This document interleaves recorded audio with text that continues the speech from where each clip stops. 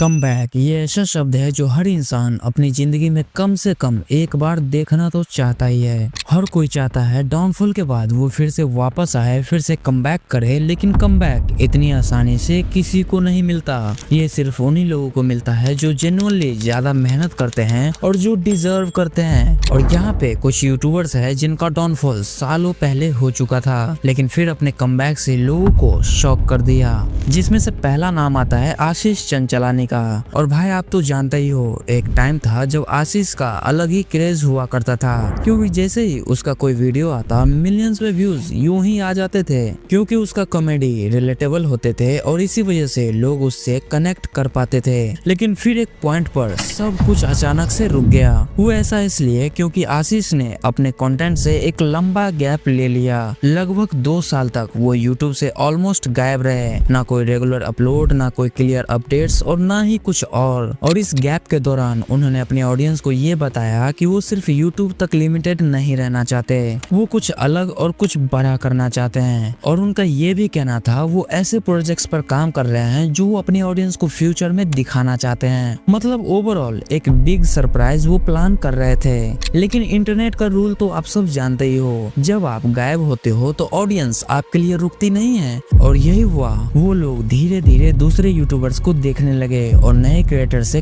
Connect करने लगे। और देखते ही देखते लोग बोलने लगे शायद आशीष चंचलानी का डाउनफॉल हो गया। लेकिन फिर जब प्रोजेक्ट ऑलमोस्ट रेडी हुआ तो आशीष ने एकाकी का पोस्टर अनाउंस किया। उन्होंने क्लियरली बोला कि ये उनकी जिंदगी का सबसे बड़ा प्रोजेक्ट है। लेकिन यहीं पर एक और डिले आ गया, जब उस टाइम इंडियाज गॉट टैलेंट वाली कंट्रोवर्सी हुई, जिसकी वजह से एकाकी डिले हो गया। फिर कुछ महीने बाद जब माहौल थोड़ा शांत हुआ तो आशीष ने एकाकी का टीजर लॉन्च किया। और सच बोलूं तो टीजर देखकर लोगों की एक्सपेक्टेशन अचानक से बढ़ गई। सबको लगा भाई कुछ तो बड़ा होने वाला है। लेकिन फिर इसके बाद आशीष ने एक और इम्पोर्टेंट बात बताई कि इस सीरीज को बनाने में उन्होंने अपना पूरा पैसा और पूरा टाइम लगा दिया है। और आखिरकार सालों की मेहनत का रिजल्ट का टाइम आ चुका था। और फाइनली एकाकी का फर्स्ट एपिसोड यूट्यूब पर अपलोड हुआ और वहीं पर गेम पलट गया, क्योंकि जैसे ही एपिसोड आया पुरानी ऑडियंस वापस आ गई और यहाँ तक कि व्यूज देखते ही देखते मिलियंस में पहुंच गए। और यहीं से ये क्लियर हो गया कि भाई ये कमबैक सिर्फ हाइप नहीं था, ये सॉलिड कमबैक था। ऑडियंस ने आशीष को फुल सपोर्ट दिया और ऑनेस्टली जो प्रॉमिस उसने किया था वो स्क्रीन पर दिख भी रहा था। ओवरऑल अगर देखा जाए तो आशीष चंचलानी का कमबैक एग्जाम्पल वर्दी है, क्योंकि इंटरनेट पर ऐसे बहुत लोग होते हैं जो लोग 2-3 महीने गायब हो जाएं तो उसका कैरियर ऑलमोस्ट खत्म हो जाता है। लेकिन आशीष के केस में ऐसा नहीं हुआ। उसने टाइम लिया, रिस्क लिया, अपना पैसा लगाया और फाइनली अपने दम पर वो सब डिलीवर किया जो उसकी ऑडियंस एक्सपेक्ट कर रही थी। लेकिन आशीष चंचलानी से पहले समय रैना ये काम ऑलरेडी कर चुके थे। अब ये कैसे हुआ वो मैं आपको बताता हूँ, लेकिन उससे पहले कुछ बातें क्लियर कर लेते हैं। समय रैना के बारे में तो आप सब जानते ही हो कि उसके शो के साथ क्या कंट्रोवर्सी हुई थी और उसके बाद उसका क्या हाल हुआ था। और सच बोलूं तो उस कंट्रोवर्सी के बाद समय रैना को लेकर मुझे डिटेल में बताने की जरूरत भी नहीं है, क्योंकि सब कुछ तो आप सबको पता ही है। शायद आपको ये चीज पता ना हो कि उस इंसिडेंट के बाद समय महीनों तक यूट्यूब से कम्प्लीटली गायब रहे, ना वीडियोस, ना पोस्ट, ना स्टोरीज, कुछ भी नहीं। और यहाँ तक कि किसी भी सोशल प्लेटफॉर्म पर एक्टिव भी नहीं थे। मतलब सीधी भाषा में बोले तो वो एक तरह से डिसअपेयर ही हो गए थे। और इंटरनेट के हिसाब से देखा जाए तो ये फेस ऑलमोस्ट कैरियर एंडिंग का ही होता है। लेकिन समय रैना ने इस साइलेंस को वीकनेस नहीं बनाया, क्योंकि कुछ महीने बाद समय ने अनाउंस किया अपना stand up tour still alive and unfiltered नाम से। और जैसे ही टूर स्टार्ट हुआ समय ने अपने यूट्यूब चैनल पर एक वीडियो अपलोड किया। उस वीडियो में एक चीज बिल्कुल क्लियर दिख रही थी कि लोग सिर्फ और सिर्फ समय रैना को ही देखने वहाँ आए थे। और सबसे शॉकिंग बात तो ये है कि किसी ने एक्सपेक्ट नहीं किया था कि उसके शो में इतना मैसिव क्राउड आएगी। लेकिन रियलिटी ये थी कि लगभग 25,000 लोग उसके शो में प्रेजेंट हुए थे। उस मोमेंट पर 100% कंफर्म हो गया कि भाई ये कमबैक रियल है, सॉलिड है और मैसिव भी है। लेकिन सबसे ज्यादा शॉक देने वाली बात तो बाद में सामने आई। दरअसल एक इंटरव्यू में समय रैना ने खुद बताया कि इस टूर से उसने इतना पैसा कमा लिया है कि अगर वो चाहे तो पूरी जिंदगी आराम से बैठकर खा सकता है। और वो वो भी बिना कुछ किए। मतलब सोचो, कमबैक हो तो ऐसा हो, वरना ना हो।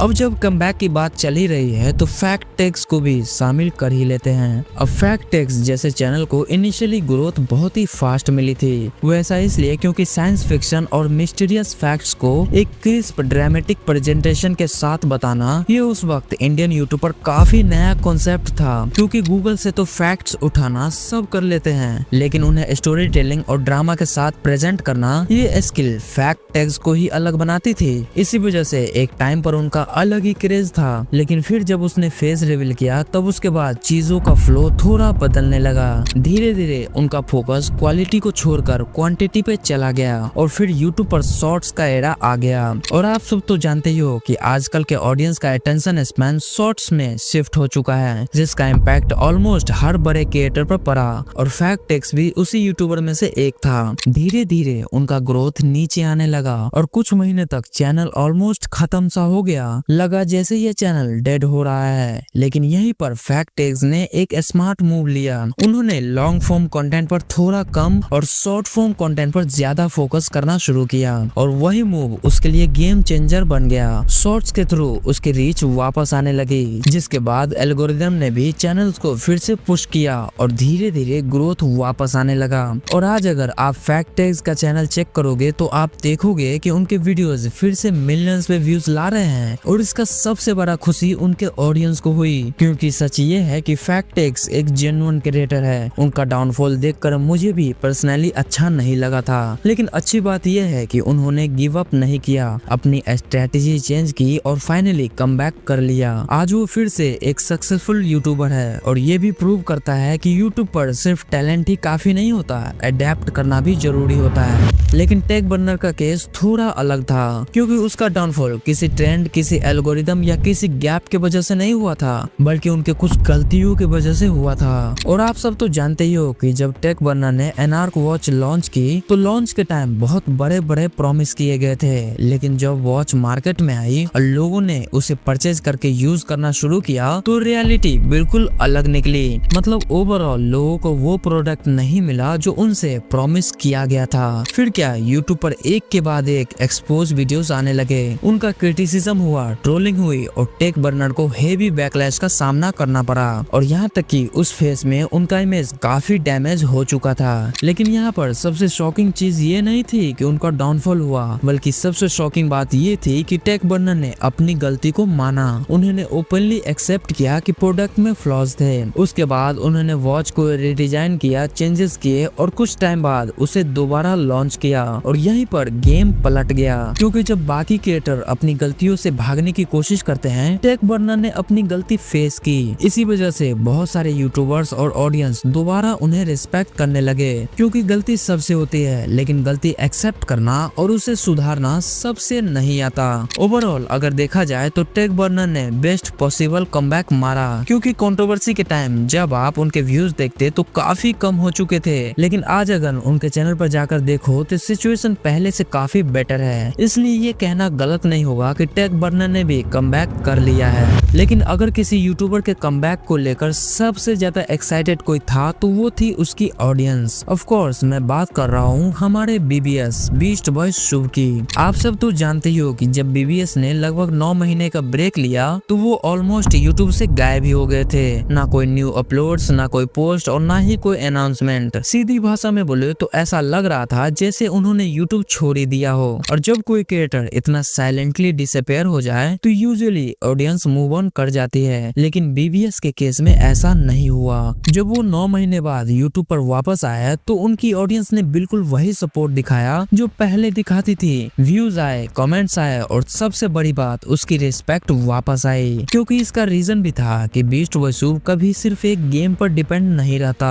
वो डिफरेंट गेम्स ट्राई करता है, एक्सपेरिमेंट्स करता है और गेम प्ले के साथ साथ अपनी पर्सनैलिटी भी स्क्रीन पर लाता है। और इसी वजह से ऑडियंस सिर्फ उसे गेमर नहीं बल्कि एक जेन्युइन क्रिएटर मानते हैं, और यहाँ तक कि लोग उसे रिस्पेक्ट भी देते हैं और प्यार भी। ओवरऑल अगर देखा जाए तो शुभ ने एक परफेक्ट कमबैक मारा, और सिर्फ कमबैक ही नहीं किया बल्कि वो उसके बाद कंसिस्टेंट भी रहा। आज भी वो regular game pledge, honest reaction और वही ओल्ड स्कूल वाइब सब कुछ वापस आ चुका है, क्योंकि इंटरनेट पर ब्रेक लेना रिस्की होता है, लेकिन जब आपने ऑडियंस के साथ रियल कनेक्शन बनाया हो तो ऑडियंस आपका वेट करती है, और वीस्ट वॉइस सूप इसका बेस्ट एग्जांपल है। तो आपने देखा कि कैसे कुछ यूट्यूबर्स एक टाइम पर ऑलमोस्ट डाउनफॉल के फेस में चले गए थे, लेकिन इन लोगों ने गिव अप नहीं किया। इन्होंने मेहनत किया और अपने दम पर कमबैक करके लोगों को शॉक कर दिया। लेकिन ये तो थी कमबैक की कहानियां। अगर आप देखना चाहते हो उन यूट्यूबर्स के डाउनफॉल जिन्होंने गलतियां तो की लेकिन वापस उठ नहीं पाए, तो इस वीडियो पे क्लिक करके उसे देख सकते हो। मैं आपसे उसी वीडियो में मिलूंगा, तब तक के लिए बाय बाय।